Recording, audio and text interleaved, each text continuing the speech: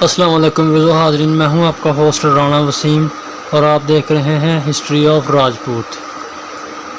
تو ویوز، آج کی ہماری ویڈیو کا ٹاپک بہت عام ہے، وہ مشہور زمانہ مشہور معروف دلہ بھٹی، راجپوتی غیرت کا علم بردار دلہ بھٹی۔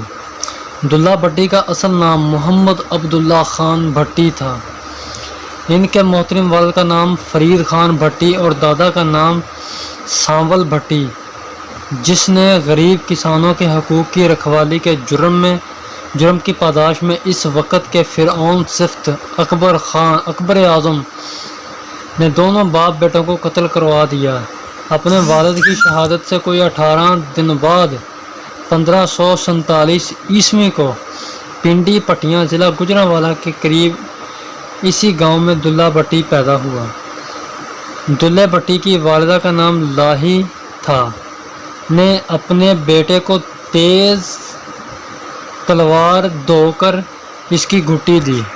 مائی لاہی الدھی خود بھی بڑی بہادر عورت تھی۔ اس نے اپنے خامد سسر کے قتل کا بدلہ لینے کے لیے اس کو انتقام کی لوری دی۔ اس لوری میں سانول کا بدلہ لینے کے لیے پیغام ہوتا تھا: دین اسلام اور اپنی دھرتی کی بے حرمتی، مظلوم حالیوں پر ظلم و ستم اور باپ دادا کے ظالم قاتل سے بدلہ لینے کے لیے دلہ بھٹی اب جوان ہو چکا تھا۔ دلہ بھٹی نے دھرتی کے 5 دریاؤں کی قسم کھاتے ہوئے اعلان کر دیا کہ وہ ظالم حکمران کو ظلم سے باز رکھنے کے لیے اپنی جان تک بھی قربان کر دے گا۔ اس نے مغل راج کو ختم کرنے کے لیے ایک غیرت مند بہادر دلیر نوجوان پر مشتمل ایک لشکر تیار کیا۔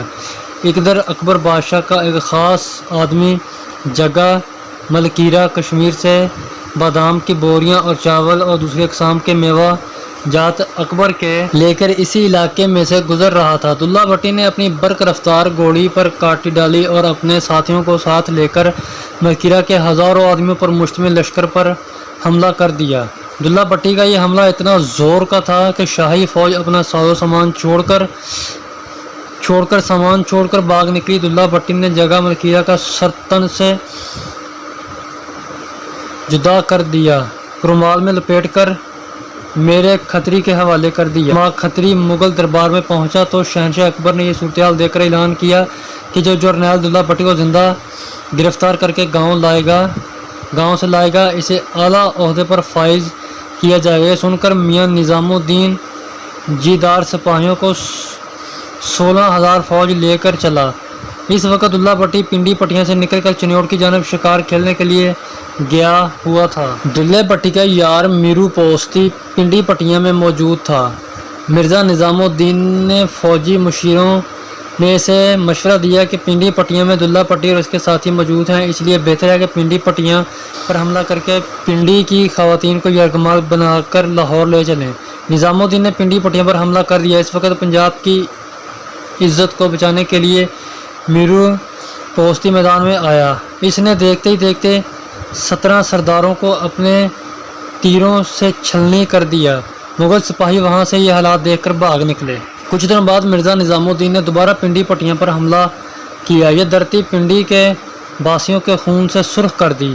راجپوت عورتوں نے بڑی بے جگری سے مقابلہ کیا، مگر ان کا بس نہ چلا۔ اس لڑائی میں دلہ بھٹی کی بہن بخت النساء گنڈوں کا مقابلہ کرتے ہوئے شہید ہو۔ مرزا نظام الدین نے پنجاب کی عزتوں والی بہنوں بیٹیوں کو یرغمال بنا کر لاہور کی طرف چل آیا۔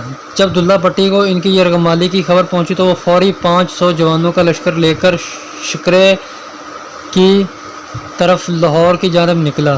لاہور سے کوئی 17 میل کے فاصلے پر ٹھیکری والا پتن پر دلہ بھٹی اور مغلی فوج کا آمنا سامنا ہوگا۔ دلہ بھٹی نے چیتے کی طرح لپٹ کر مغل فوج پر حملہ کیا اور آن کی آن ٹھیکرے والے پتن پر شاہی فوج کی لاشوں کے ڈھیر لگا دیے۔ دلہ بھٹی کی دہشت دیکھ کر مرزا نظام الدین مائی لاہی کے پیروں میں گر گیا اور رو رو کر معافی مانگنے لگا۔ دلہے کی اماں نے اسے معاف کر دیا اور دلہ بھٹی نے مرزا نظام الدین کو اپنا منہ بولا بھائی بنا لیا۔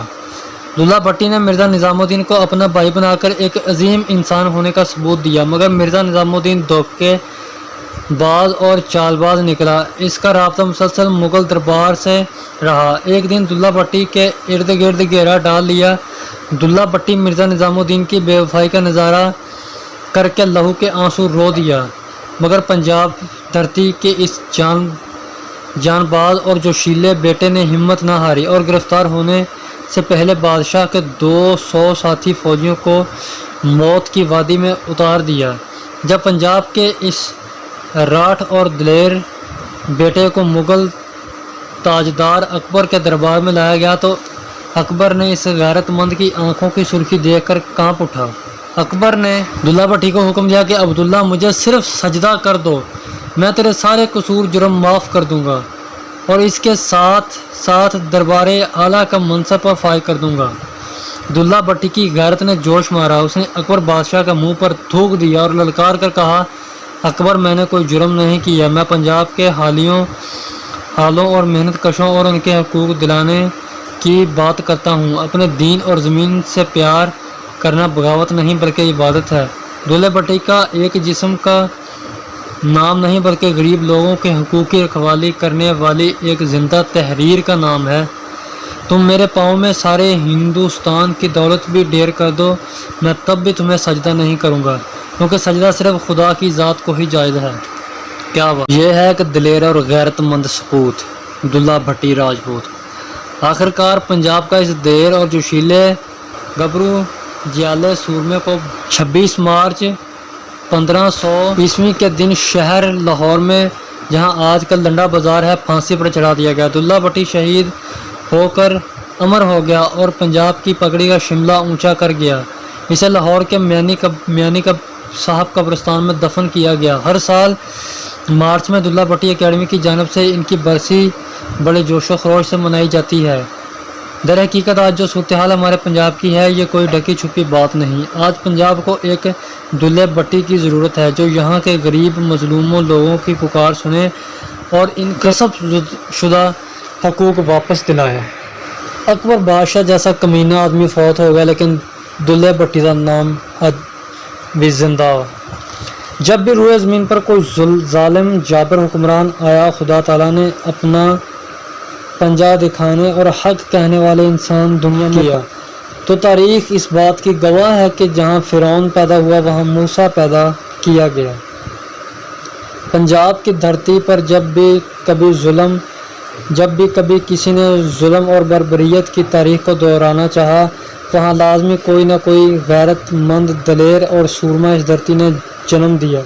اس روح میں آج آپ کو کہیں ملنگی نظر آئے گا اور کہیں نظام لوہار اور کہیں احمد خان کھرل، کبھی دلہ بھٹی، پنجاب کا کان اور سانجی غیرت مند کا نشان، جس کے رعب اور دبدبے سے وقت کے فرعون کانپ اٹھا، غریب ہاریوں کے حقوق اپنی جان کی پرواہ نہ کی، بالآخر شہید ہوگا اور خالق حقیقی سے جا ملا۔